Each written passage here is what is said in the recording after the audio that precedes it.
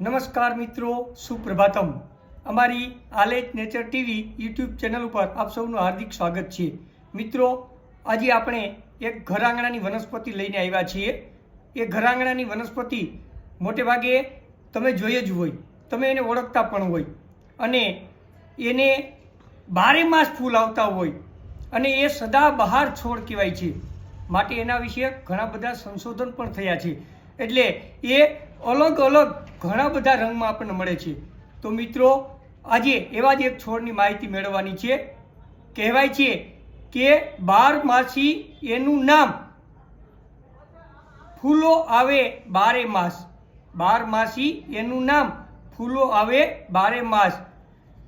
જાણો અને ઉપયોગ કરો, વાવો ઘરની આસપાસ.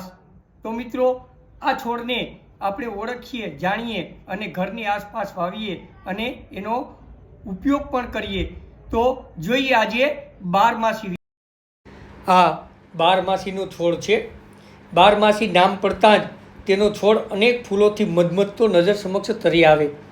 કારણ કે 12 માસીનો છોડ દરેક વ્યક્તિએ ક્યાંક ને ક્યાંક જોયો જ હોય. તેને ગુજરાતીમાં સદાફૂલી અને સદાબહારના નામે ઓળખવામાં આવે છે. કારણ કે તેમાં બારે માસ ફૂલો આવે છે. જ્યારે હિન્દીમાં તેને સદાબહાર કે બારહમાસીના નામે ઓળખવામાં આવે છે. તો વળી અમુક લોકો તેને સદા સુહાગનના નામે પણ ઓળખાવે છે.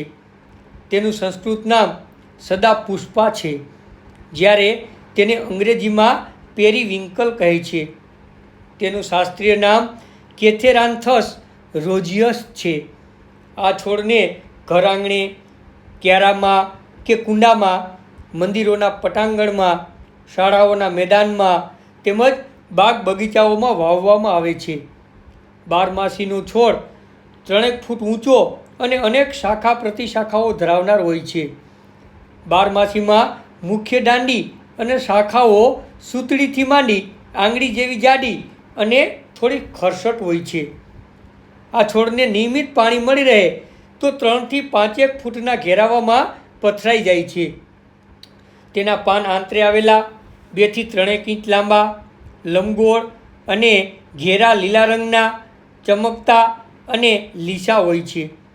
પાન પાકતા પીળા રંગના થઈને ખરી જાય છે. તેના નિશાન છોડ ઉપર રહી જાય છે. ફૂલો પુષ્પ ધારણ કરનારી સળીઓ ઉપર શાખાઓ અને પ્રતિશાખાઓને છેડે આવે છે. આ સળી પત્રકોણમાંથી નીકળેલી અને ફૂલ છોડની ઉપર નજરે ચડે એ રીતે આવતા હોય. છોડનો દેખાવ ખૂબ સુંદર લાગે છે. ફૂલો 5 પાંખડીના અને અલગ અલગ રંગના જોવા મળે છે. ફળ શીંગો રૂપે આવે છે. આ શીંગ 2-2ની જોડીમાં જોવા મળે છે. 1 ઇંચ લાંબી, ચપટી અને તેમાં ઊભી 2 ખાંચમાં સૂક્ષ્મ અને કાળા રંગના બીજ હોય છે. 12 માસીમાં ગુલાબી, સફેદ, જાંબલી, લાલ, કેસરી જેવી અલગ અલગ ફૂલોની જાતો જોવા મળે છે. એપોસિનેસી વર્ગની આ વનસ્પતિ બીજ વાવતા કે ચોમાસામાં ડાળી વાવતા પણ ઉગી નીકળે છે. અને આ વનસ્પતિ જો ઘર આંગણે હોય તો ઘરનું આંગણું છે એ પણ દીપી ઉઠે છે.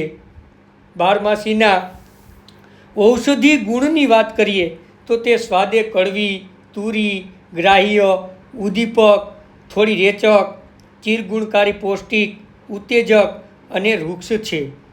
તે કેન્સર દૂર કરનાર, બ્લડ પ્રેશર નોર્મલ કરનાર, બેચેની, હૃદયરોગ, ડાયાબિટીસ અને લોહીવા મટાડનાર ગણાય છે.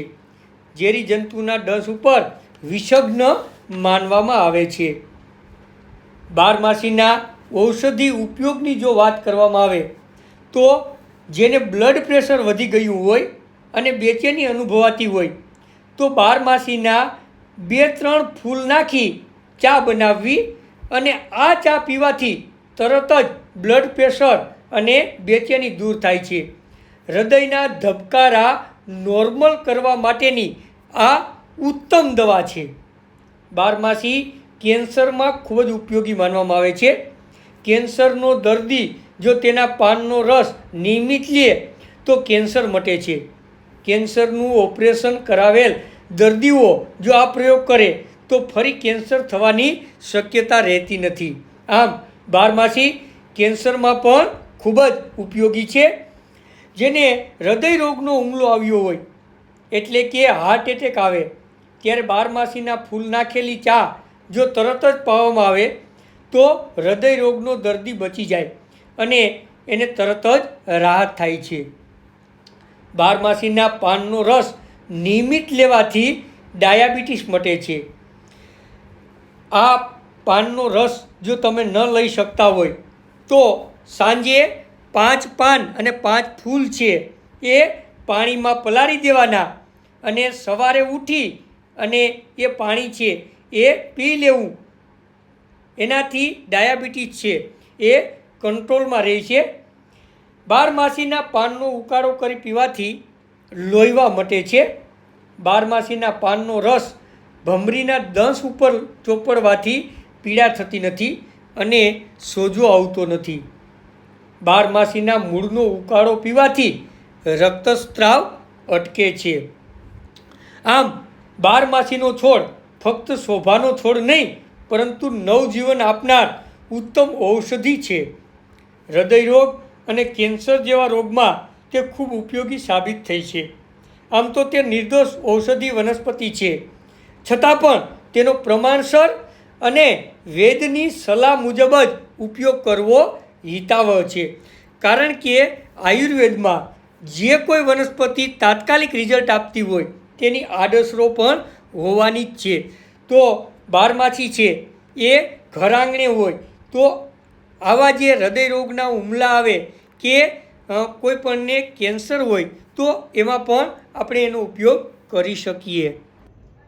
તો મિત્રો આજે આપણે બારમાસીના છોડ વિશે જાણ્યું.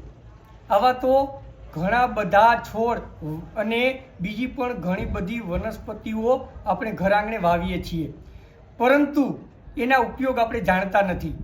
તો અમારી આલેખ નેચર ટીવી યુટ્યુબના વિડીયો છે એ તમે બરાબર જુઓ અને એ વિડીયોમાં આપણે એના ઉપયોગો કહીએ છીએ.